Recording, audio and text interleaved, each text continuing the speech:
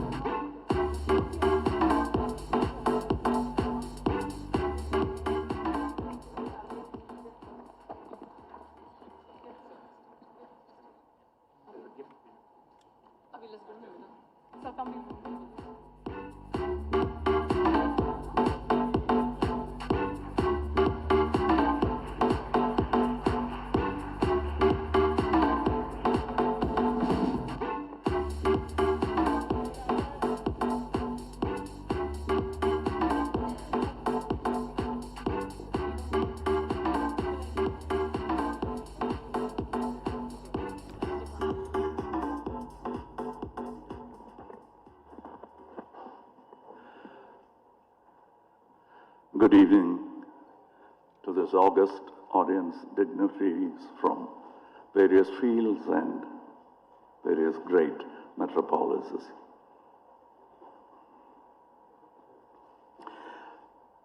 How many of us think of Mangamba Sambasivam Swaminathan when we drive through either Kumbakonam, Chennai, or for that matter, any town in India?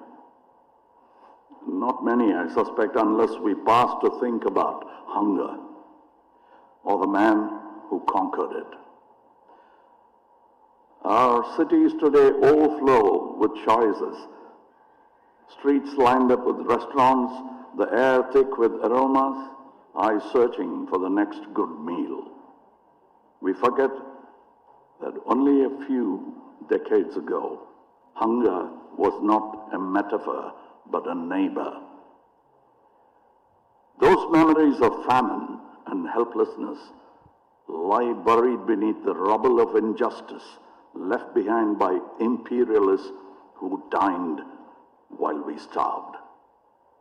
The Annadhata of India, even that noble title cannot fully encompass the man or describe him.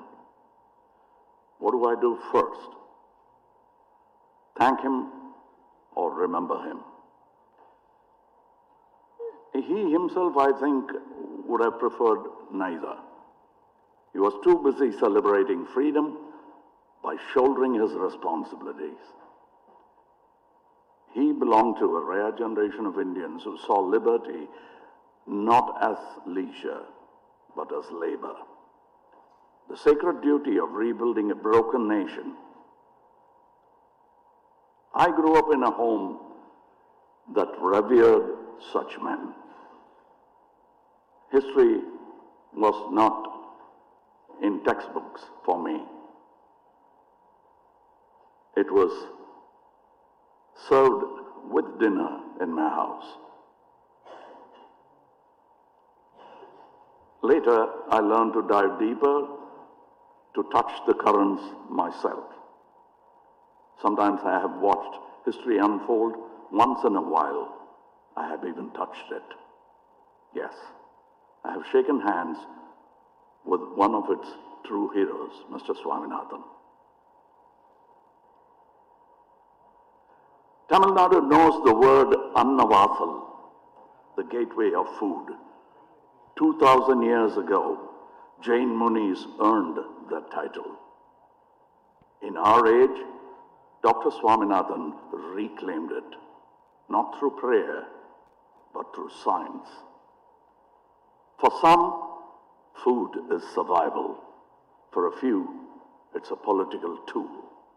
For most, it is love and kindness shared across a plate. But for Mr. Dr. Swaminathan, food was destiny, the destiny of free India. There was a time when the world believed it is impossible for India to feed itself. Drought after drought ravaged the land. We lived at the mercy of foreign aid. We imported grain from America under the PL 480 food aid program. Wheat unfit for their plates, but deemed good enough for ours. It was humiliation disguised as help. And then came a friendship between two men of science, one American, one Indian, that defied impossibility.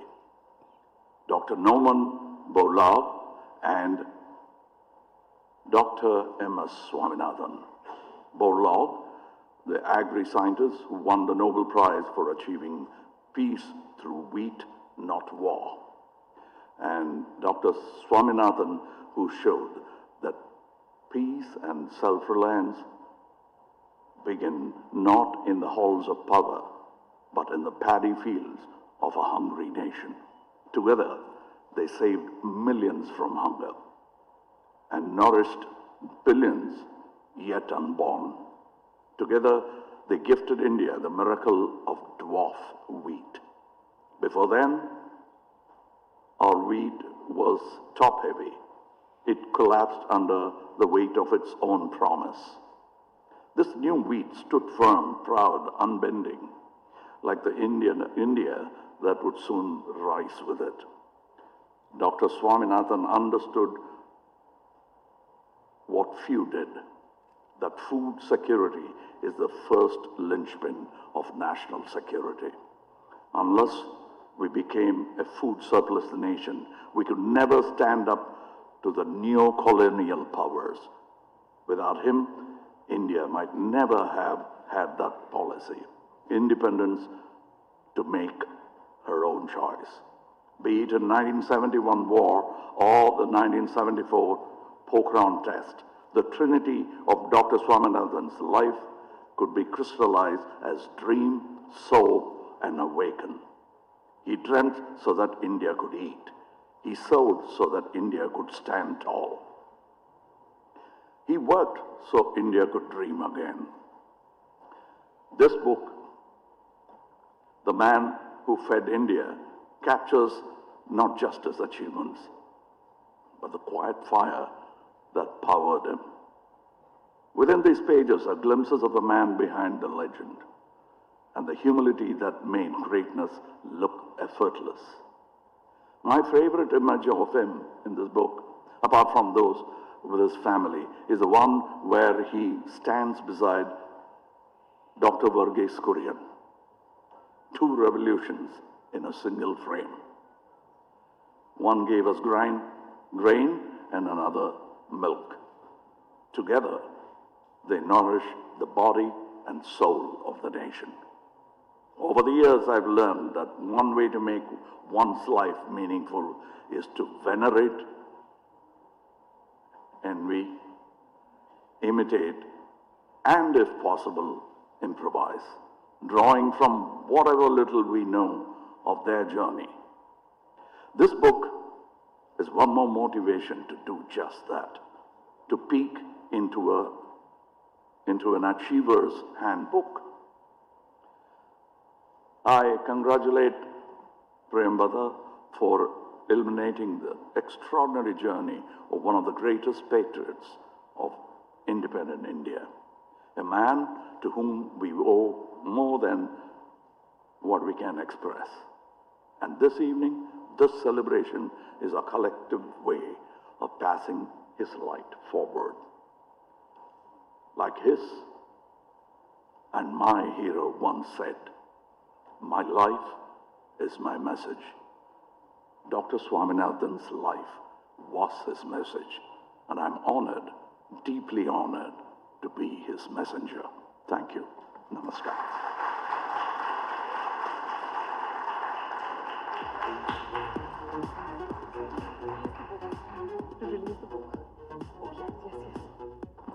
It's my honor and privilege to invite up on stage, and he's on stage with me, Dr. Hassan, to formally release the book, please. Sir, please.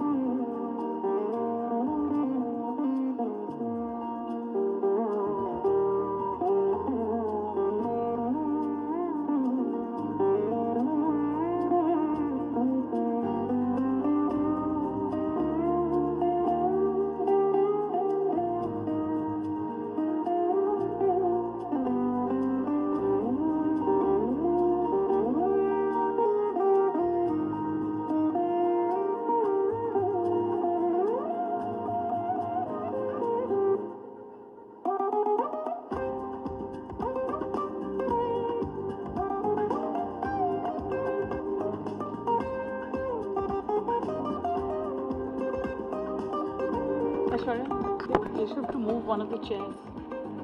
Move this chair, one chair. Take the governor chair off. Take the middle chair off.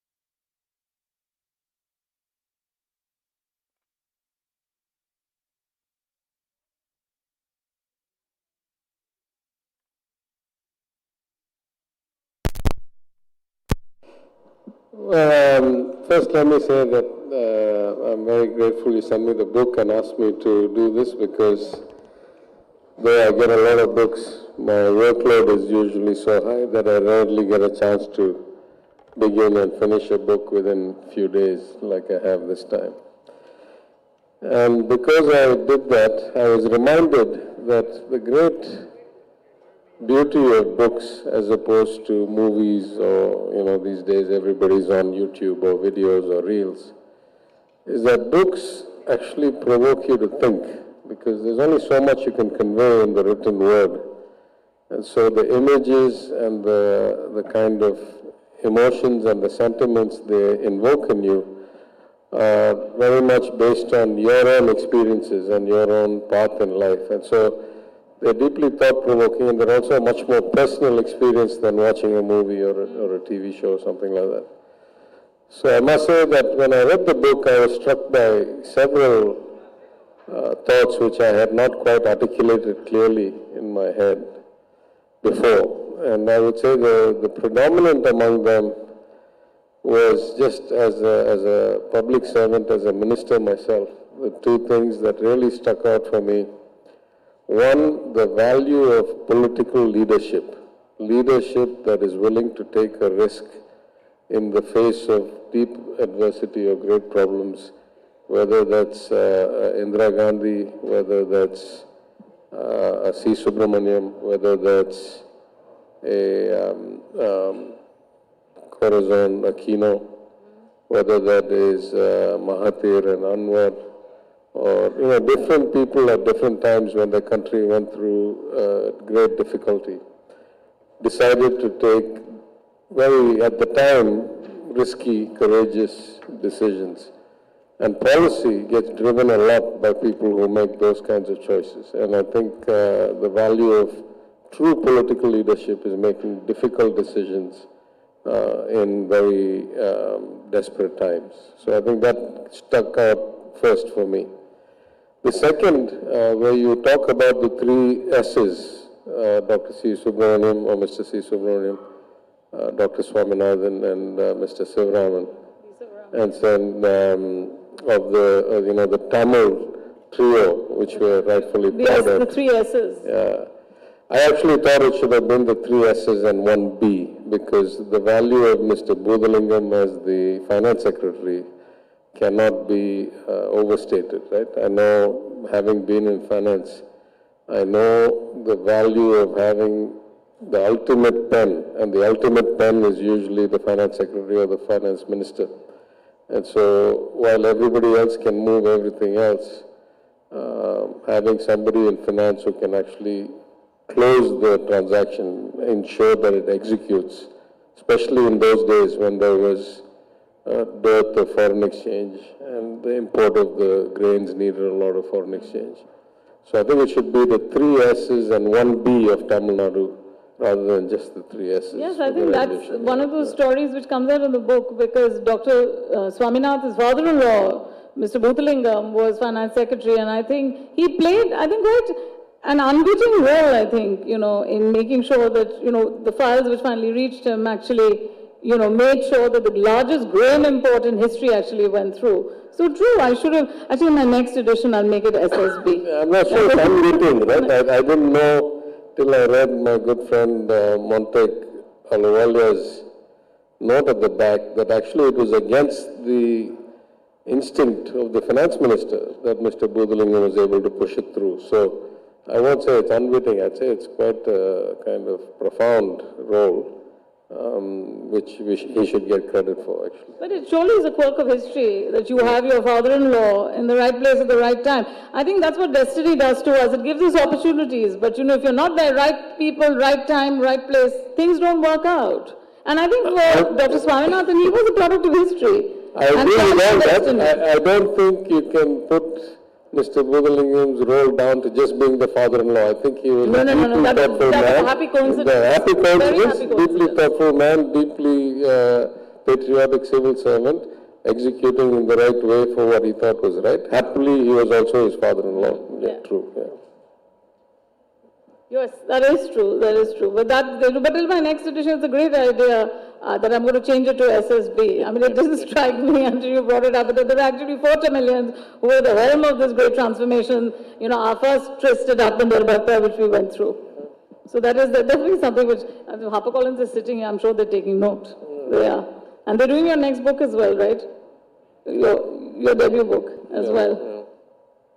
Yeah. True. One of the other things that I thought about, which I didn't know, though I know Dr. Soumya reasonably well, and I didn't know the family history. But throughout the book, the essence of the character of the person comes through.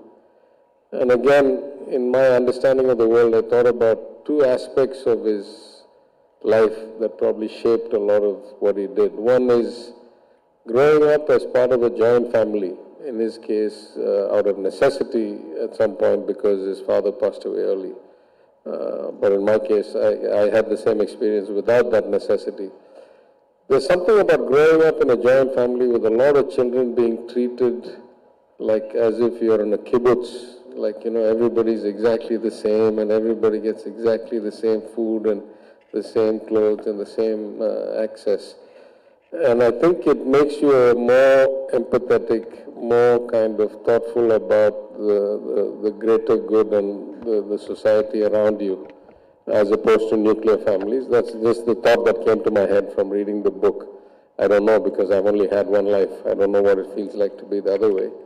But I think this notion of growing up in a large joint family actually must have played into a lot of his thinking about inclusion and women and things like that. And I think the other thing is the exposure to international education and international thoughts and cultures relatively early in life.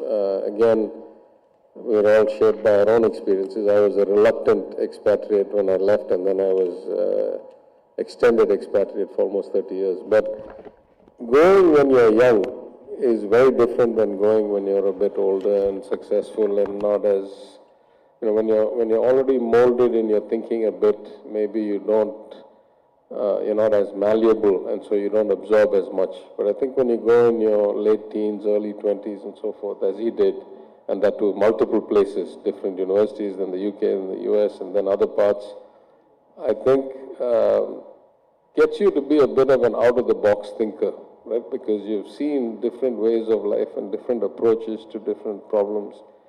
And so I can sense that in 2 ways. One, in terms of the out-of-the-box thinking and the kind of broader perspective that came from early years in different educational systems and postdoctorates and so forth. But also, if you think about it, the relationship with Norman Borlaug, established at the University of Wisconsin, must have played a great role in his decision to reach out to him and say, let me try the Mexican dwarf rice, right? So the relationships you build when you work shoulder to shoulder cut through a lot of cultural and otherwise geopolitical kind of, what can you say, inertia or friction, and bring people together in a way that pure commerce or pure alignment of interests probably don't. Right? That is true. You know, when you spoke about the family, when the farmer suicides happened in Vidarbha, and he actually went, you know, much against the wishes of the Vilasrao Deshmukh government, which didn't want him going from, you know, house to house to find out what the real truth was on the ground. Everywhere there was one lament of his, that the breakdown of the joint family system was what had precipitated this enormous, you know, number of, you know, deaths and suicides. Because he said that, you know, in a joint family, as you very rightly pointed out, nobody lets you down. Everybody has your back. And you are able to shoulder every difficulty. You know, the spoils of everything are shared, and you also are able to kind of share any burden that comes your way. And he said with the, the breakdown of the family, that joint family unit, you had these very, very unfortunate farmer suicides. And of course, the other thing which you brought up, was the value of, out-of-the-box thinking and of having ties abroad. But, Dr. Thiyagarajan, I think one other thing which strikes me when we talk about, making ties abroad, was he lived in the 1960s when he was doing all these things. You didn't have WhatsApp. You didn't have the internet going faster than you could say jack or think. Everything was on snail mail, on telegrams, which came once in 2-3 weeks or something. So imagine how much he kept up with the research and he knew what was happening all over the world and how his ties were so global. And I think my book talks about one of the greatest roles of his life, which I think was, hasn't been highlighted as much as it should. The fact that he was a diplomat and the fact that he had ties which, as I said, his goodwill spread well across India's physical borders. And that is exactly the result. The seed import was actually proof of that, of his goodwill, which kind of existed everywhere, at least out of our borders. Yeah, I think, much as we can value political leadership and decision-making under uncertainty, surely a lot of bets are made not on just ideas, but the messenger who brings the idea. So clearly he had the ability to impress upon those who were taking the ultimate call. And, whatever that ability was, it was shaped by continuously learning, continuously keeping updated, and, if not being the smartest person in the room, being the best informed person in the room. But imagine 24 hours a day. He had his research, but he also had all his correspondence to get through. In fact, I believe he used to carry like stashes of envelopes and those inland letters. I still remember them. I don't know if they still have it. I don't even know if post office are still working these days. I mean, some have unfortunately shut down everywhere. I think England shut its last post office, I think a couple of months ago, weeks ago. That's what I read.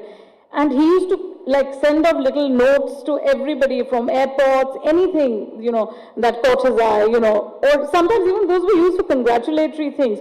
So those ties which ultimately bind were very strong in Dr. Swaminathan's case. And that is why, I think till the time he last drew breath, I mean, he probably had the greatest number of friends everywhere, and I've taken his book to so many embassies. As recently as Tuesday, I met the Vietnamese ambassador who said that, he was a friend of Vietnam.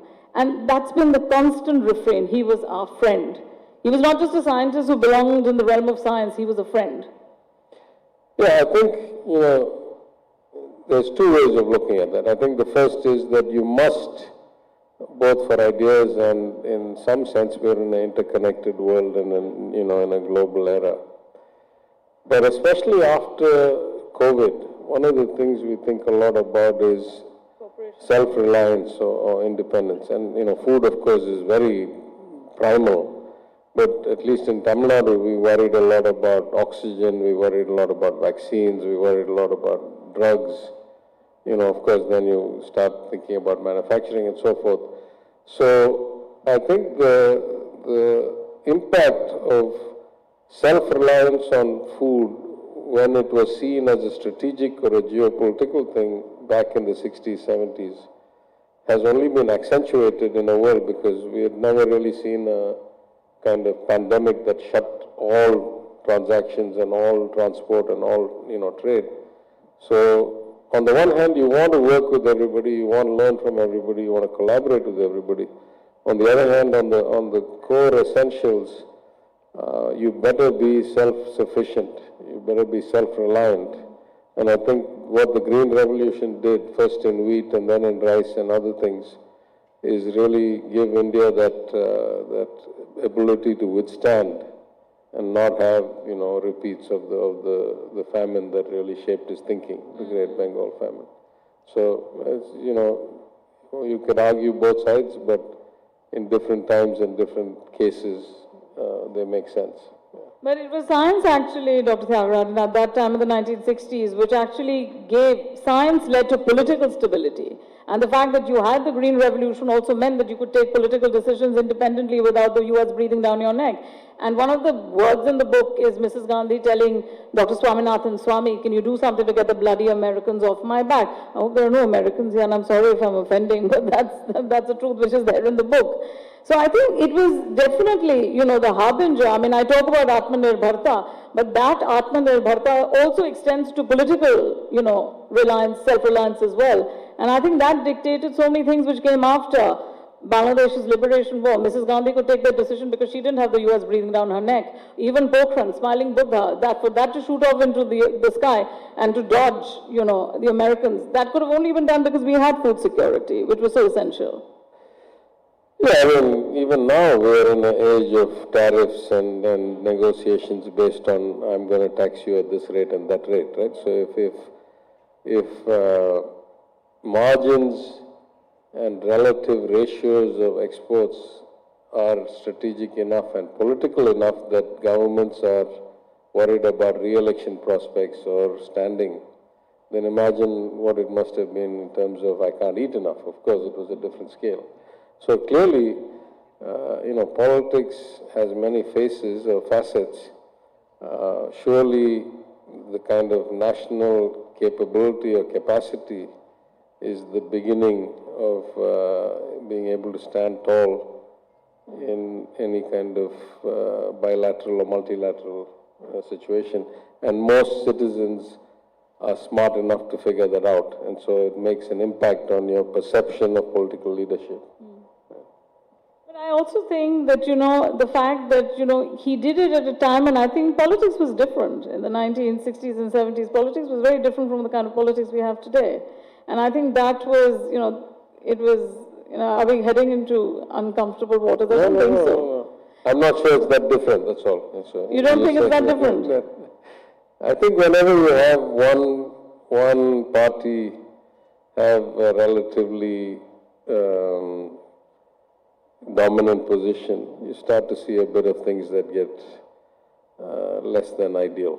In the 60s, 70s, the Congress did it. Now we have a different party doing it. But this is not the stage for politics. Messaging is the same, the packaging is different.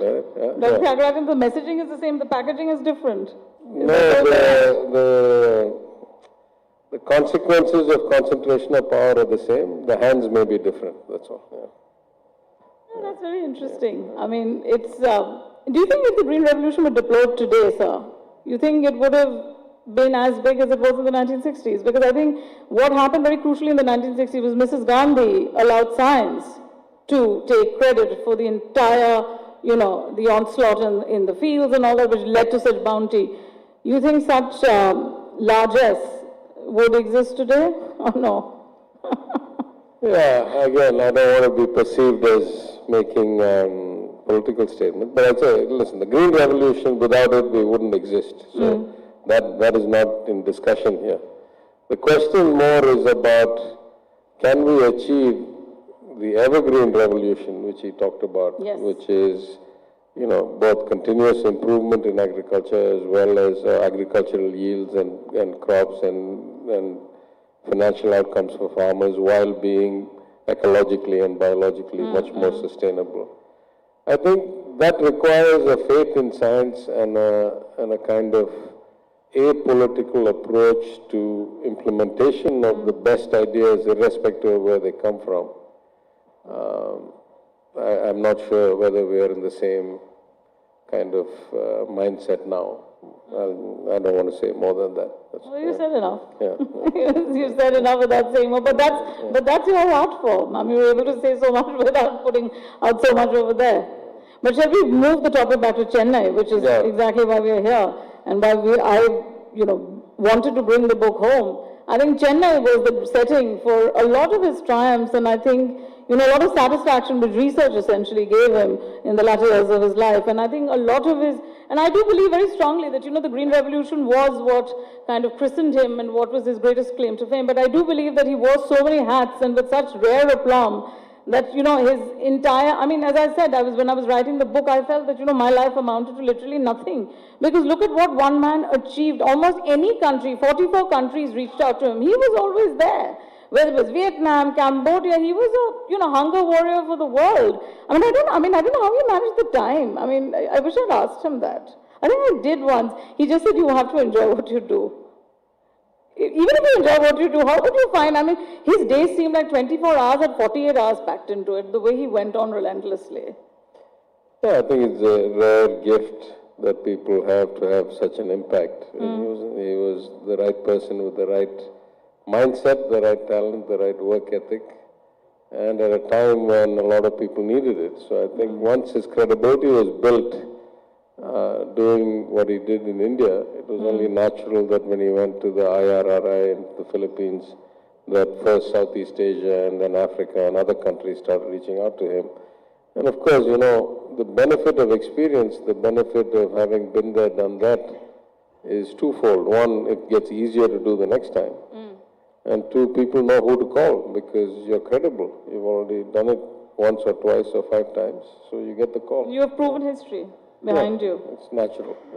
Proven history behind you. But I think Chennai was also, he was offered, land by Ramakrishna Hegde in Bangalore to actually start his foundation there. He turned it down because he wanted to, concentrate on coastal systems research, CSR. And the Chennai shoreline is what makes Chennai. In fact, when I was flying in yesterday, and the day before actually, I was completely, taken aback and completely beholden by the sight which greeted me. This endless shoreline which you saw. I do believe that is your greatest strength and also beauty. It was stunning. And that was also one of the reasons why he chose Chennai, to make it his base for the foundation, the M.S. Swaminathan Research Foundation. Yeah, I'd like to think it had something to do also with coming back home to his own state and his own people. But surely, yeah, his range of interests had expanded, and now in the foundation they do a lot of things with mangroves, with fishermen. They've expanded all the way out into the whole kind of feedstock, fishing, all of agriculture. But I think also it had something to do with the value system, because it was our DMK government that was in power at the time when the grant was made. And I think this notion of liberating and empowering women, of getting equitable access, of making it inclusive and ensuring that the rural parts of the state also got the kind of uplift that the urban areas were getting. That's very close to the philosophy of the Dravidian movement. And so I think our former Chief Minister, as recounted partially in the book, was very, very keen and said, you should not be asking me, I should be asking you. I should be asking you to do this. So I think it was, hopefully that had something to do with it, but we're certainly very happy that he chose this. Of course, I know that the foundation works with many, many states. A year or two ago, I had the luxury of attending an event, and there was a minister from Karnataka, Mr. Bairagowda, who had long history. There was a minister from Odisha, the Deputy Chief Minister. So the foundation, we're happy it's located here. They add value around the country in different ways, in different places. And I think it's fortuitous outcome in that sense. No, I think Odisha actually served as his laboratory for a lot of work. In fact, Naveen Patnaik, who's done the introduction to the book, wrote very movingly about the fact that he turned Odisha into his laboratory. And he'd taken his work there, the corporate hills that they do, the work they do there with the tribals, with ethnotechnology. This is a foundation which still does yeoman's work. And, it is my request that, when you buy the book, you also help support the foundation as well, and the kind of work that it does, which I think very few, places and very few people do. And so I think Chennai was, I think he's been lucky. It was, and of course it was homecoming for him. He was, it was also a place which I think where he took his last breath. So this is, he's part of Chennai's psyche and Chennai's soul. So I'm quite grateful to bring the book, home. Yeah, we're very happy we're here after Delhi. I think it's the second event, no? Yes, after this Delhi. is the second event. I don't think any other place, I don't think any other place would have had monumental importance for him other than Chennai. We're glad you think so, and we're happy you're here. And, I think we've had a lot of our friends turn out today, so it's a good evening. It is a good evening. Do you think we should turn the mic over and see if there are questions that we have in the audience? I'm not sure I'm qualified to answer, but... Neither am I, actually. Neither am I. No, don't put me in the spot. Neither am I. Can we have a mic going on? Are there any questions? We need youngsters, or the people behind the cameras over there.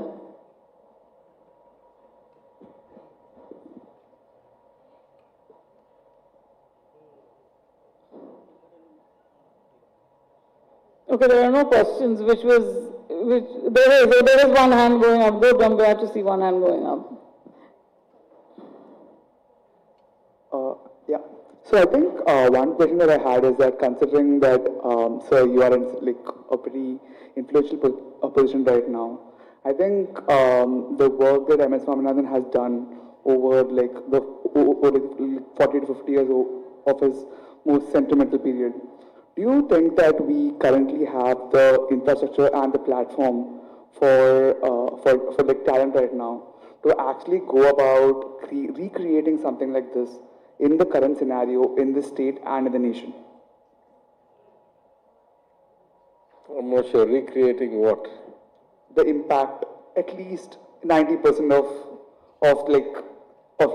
some influential or impactful work that, like in the field of agriculture, to be honest. Yeah, listen, I think,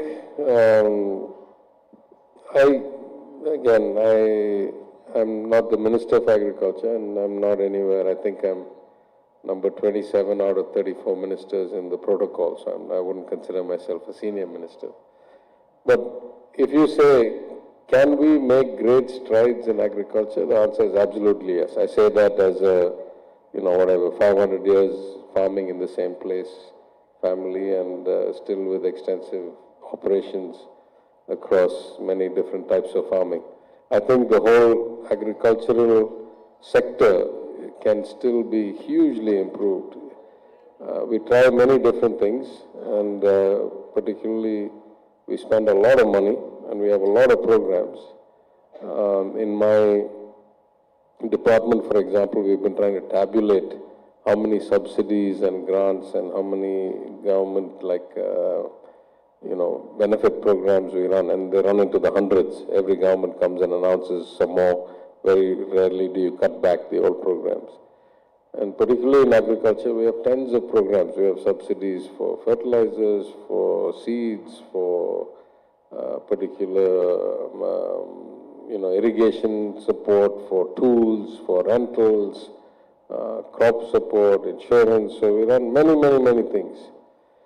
But one of the ways that at least I felt when I was in my old role that we could do a lot better, and some states are doing it, and we are doing it, maybe some better than some, maybe not as well as some, is to make all of these programs focus on the really important thing, which is the farmer, or in the case of this, or in case of other things, the child or the woman. Instead of having department-wise budgets and programs, to actually look at beneficiary-centric ecosystems that we would build, agnostic to which department administered it, and make sure we had continuity so that we were tracking that beneficiary's needs throughout the life cycle of a crop or a child growing to adulthood or whatever the particular programs were. And so we've started to do some of that. Now we have all the way from what we call the Adangal, which is the crop record, to the land record, to crop insurance, to seed subsidy, to fertilizer subsidy, to access to the e-market, the futures market for the product, all of it integrated into one platform. That's the beginning, and I think we can do a lot more of that. Actually, there are some startups in the agricultural space around the country that are doing really good work, because there's still so much that can be improved. And I think technology and dissemination of the right information, the right time, connectivity, these are all tools to much greater outcomes. If we compare either per person productivity or per hectare productivity around the world, we are not nearly in the right place. We have a lot of way to go. And from a political or a philosophical perspective, farmers need to have a much better income model. Many of them are still living hand to mouth despite all these subsidy programs. a lot of room to improve. There's, some enterprising people can make a big difference. The government can improve its performance quite a bit also. There's another question. Yes, gentleman at the back. Yeah. I thought the questions about the book for the author, not questions about policy. No. This is a shared responsibility. Come on. Priyambada Meenakshi. Okay, yes. So I just wanted to say I'm so proud and happy that you brought the book to Chennai. Thank you. Where it all started. More than that, I just wanted to ask you, I think we're just concentrating on the book. I want to ask you what inspired you to write and what is it that sparked your interest? Well, I think simply because, this is not the first book which has been written about Dr. Swaminathan, and certainly won't be the last. But I think what made me look at writing the book was the fact that I hadn't found one in the market which spoke about, the human stories which sparked all these revolutions, which, took him all over the world. Because at the end of the day, for any intervention to work, the bottom line is still the human being at the end who receives that intervention. And I thought he had a gamut of stories in his life, which I think very few, books had touched. So I basically wrote a book I hadn't read before, and, a collection of stories. And that's exactly why the book came to me at the time of the lockdown when we were in Singapore. And, the Singapore lockdown, of course, was a very, very, it was a frightening, scary, it was, lockdown where we had, we didn't have too much freedom to go to a lot of places. And of course, it's a very small place to be. So one had to challenge oneself creatively, and I enjoyed writing. It was actually my husband's idea. He said, instead of bouncing off walls, why don't you write? And he was somebody I'd admired all my life. And I said that, there are many stories there which actually require a patient audience. So, it allowed me then to delve back into the history of India. And as a historian by training, that was almost, too good and too true to pass up. So I wrote a book which I, hopefully people will find enjoyable reading, and I certainly enjoyed writing it. Yes, that was your question. Sorry, we cut you out before, but you have the mic now, you can speak. Thank you, Minister PTR. My question is about how we can, innovations that address to the collective action. In general, the majority of the innovations are around individual freedom, convenience, and other, how individuals can use the innovation. But the evergreen revolution, which Professor Swaminathan foresees, is how to bring collective action among farmers, especially implementing the good management practices around pest control or irrigation systems. All the individual use technologies are being rapidly taken up. That leads to a rebound effect. But collective action is missing. How economic system and your field, IT field, can contribute to this evergreen revolution with collective action? Well, listen, we are continuously trying to bring small farmers together to improve their market kind of power, to learn from each other best practices, to support each other if they go through difficult times. So I'm saying going back hundreds of years, like where my lands are, which I inherited, as I say, for hundreds of years, there's different associations, like the Ayakattu Uruma, the guys who have the right to the water at different times, they all come together and they figure out how to share the water in a way that is equitable and not kind of one versus the other. So this is a practice that has been in our culture for a long time.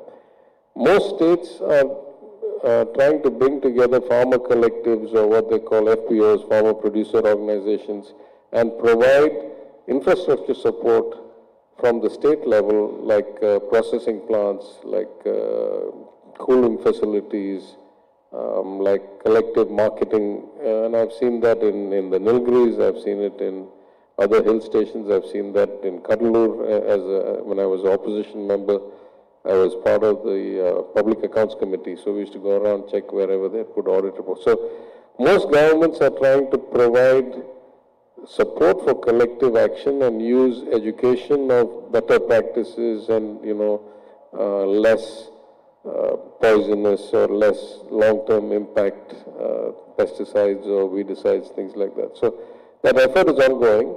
Of course, it can be done a lot better and a lot more effectively with technology.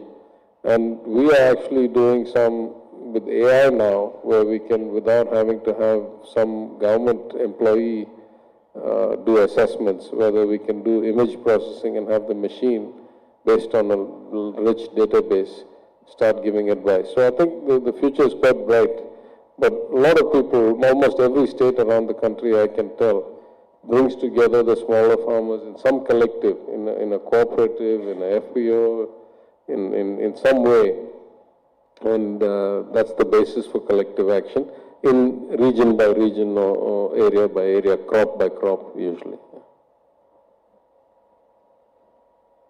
Are there any other questions? Because then I shall just put one question to the audience. You know, Dr. Thiyagarajan, we've had a lot of interest in turning this book, you know, into a film. Now, since we're in Chennai, which turns out probably one of the most, you know, has the most incredible film industry apart from Bollywood. Now, if I were to ask anybody in the audience, who should play Dr. Swaminathan, can we have some answers? I really need help, because this is a question which I have banged my head into the wall. Producers have asked me and I have no idea. Now, come on, Chennai, give me some answers.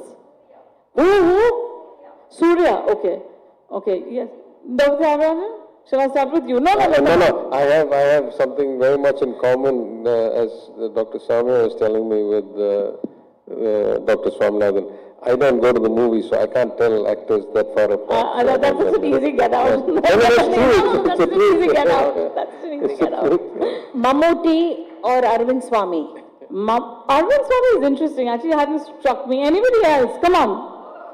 Madhavan, yes, Madhavan has come up. Yes, has come up. Anybody else? Come on, Chennai. You know, wake up and give me some names.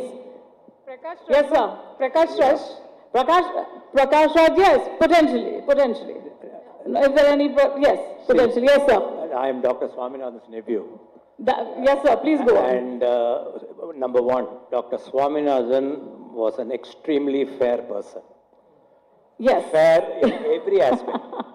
Complexion, attitude, passion, everything. No, yes. Arvind Swami will be the right person for this. Arvind Swami, does anybody, yes, we know people who know Arvind Swami, sitting in the audience, yes, up there? We do. Any other names? Look, I need a little Rolodex of names, because he's now not going to give me any. You're going to give me No. I just want to say two things. That about 10 days or 2 weeks ago, I met Arvind Swami for the first time. And I didn't know it was Arvind Swami. Somebody introduced me. I shook his hand, and then I realized that's Arvind Swami. I said, "Oh, very nice to meet you, sir." And then I happened to have a friend of mine who is making a movie about his grandfather, G.D. Naidu of Coimbatore. And Madhavan is playing G.D. Naidu.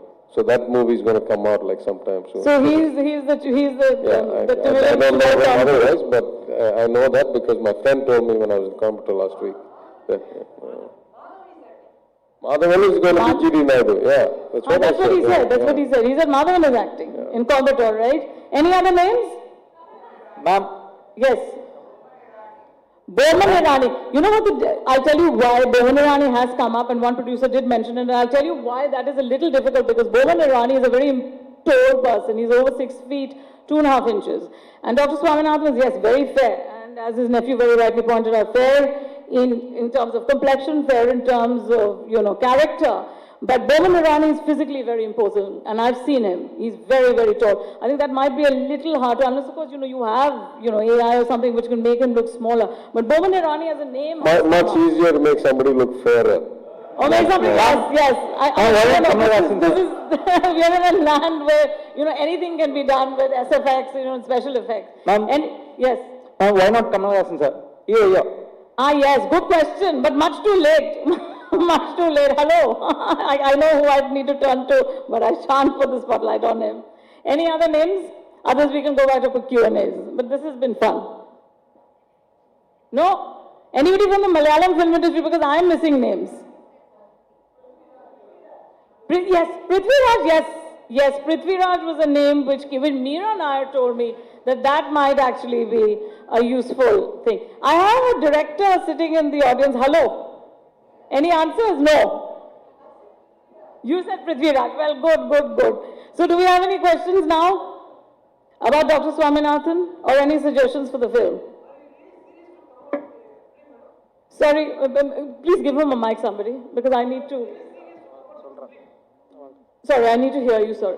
Yes, sir. Tell me. Really serious to come out with the film about this novel, on this novel? Well, there has been interest, but anything which has to come out is, especially filmmaking, is seriously takes a lot of time because you have to turn a book into a screenplay. That is in itself a time-consuming business, about a year, 2 years or something. So it's not going to be immediate, but there is hope, because I do hope that the stories that are in the book are essentially the stories of it. You need to sit down there, the one with the mic. I can't see the gentleman behind you. I think it is true that filmmaking is a laborious process, but I do hope it gets made, because I think his is a story every Indian should know about. And today there are so many platforms of telling a story. You could take it to Netflix, you could do OTT, you can do films. But films, I think, there is an old-fashioned charm to it. Dr. Thiyagarajan, are you a bigger fan of films or OTT? I don't go to the theatre, so only OTT. I don't know any better. I only see what comes on my screen in my house. So OTT. Well, there are many ways of, yes, there is a lot of serious interest, but I think casting has been something we've struggled with. But I have today got a, huge number of names which I think we can bounce off, producers who are keenly interested. And there have been some. If you know of Chennai producers, I can tap. I'm happy to look into that as well. Kamalhassan sir as well, right? Right, I'm looking on the left, I shouldn't actually. Yes, so do we have any questions? So no questions. So Dr. Thiyagarajan, all it leaves me to do is to thank you for taking time out of your busy schedule, and you've been incredibly busy. You flew in from, ladies and gentlemen, he flew in from Madurai today for this event, and I'm incredibly honored, incredibly privileged that you were here, and that, you're a hard one to pin down, but we were able to do it, and you brought your own magic to the show. So Chennai, please read. And everybody who's leaving, there are refreshments and beverages after, and I think I'm going to turn the floor over to my husband for the vote of thanks.